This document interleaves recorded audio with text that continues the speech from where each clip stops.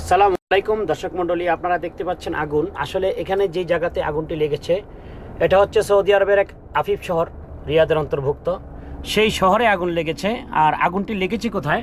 সেটি হচ্ছে যে যেখানে মিউনিসিপ্যালিটি ময়লা দাফন করে, ময়লা ফেলানো হয়, যেখানে ডাম্পিং গ্রাউন্ড যেটাকে বলা হয় সেখানে। আর আসলে আগুন লাগার কথা ছিল না এখানে, আগুন যাতে না লাগে সেজন্য আমাদের লোকজন নিয়োজিত রয়েছেন কর্মে। কিন্তু আজ রমজান মাস চলছে, এখন রোজার ইফতারির জন্য তারা বাইরে চলে যায়, আর ঠিক ওই সময়টাতে আগুন লাগে। এখন প্রশ্ন হচ্ছে দোষটা কি তাদের, নাকি আসলে এটা প্রাকৃতিক কোনো ব্যাপার, সেটাই হচ্ছে বড় প্রশ্ন। আর আমরা এখানে গাড়ি নিয়ে এসেছি, পানির গাড়ি রয়েছে, মাটির গাড়ি রয়েছে। আমরা আগুনকে নেভানোর জন্য বিভিন্ন সরঞ্জাম আমরা নিয়ে এসেছি। আর ইনশাল্লাহ আপনাদের দোয়ায় আমরা আগুনটিকে নিভাতে সক্ষম হব, কারণ এরকম বড় বড় অগ্নিকাণ্ড আমরা অনেক নিভিয়েছি আগে, এটিকেও নিভিয়ে ফেলবো। আমাদের এখানে অনেক অত্যাধুনিক যন্ত্রপাতি রয়েছে, সেই যন্ত্রপাতি দিয়ে আমরা আগুনটিকে নিভিয়ে ফেলবো। আর আমার এই ভিডিওটি দেখে আপনাদের কেমন লাগলো সেটা অবশ্যই আপনারা জানাবেন। আর আপনাদের অনেক ধন্যবাদ জানাচ্ছি কষ্ট করে আমাদের এই ভিডিওটিকে দেখার জন্য।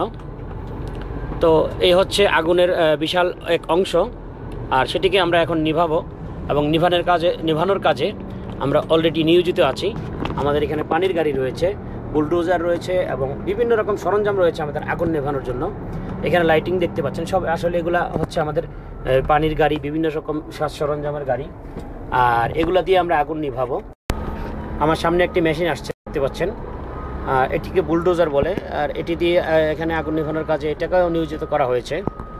আর আমি একটি গাড়ির ভিতরে বসে আছি, বসে বসে আসলে আমরা মাটি ঢালছি আগুনের উপরে। আর আমরা যেখানে মাটি ঢালছি ওই জায়গাতে আমরা মাটি ঢালছি, আর সেখানে এই সব যন্ত্রপাতি দিয়ে সেই মাটিগুলোকে আগুনের উপরে দিয়ে আগুনটাকে চাপা দেওয়া হচ্ছে। সেই সাথে পানির ব্যবস্থা রয়েছে।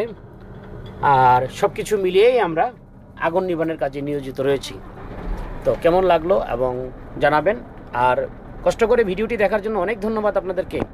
সৌদি আরবের আল আফিফ শহর থেকে আমি সুমন আবারও আপনাদেরকে ধন্যবাদ জানাচ্ছি।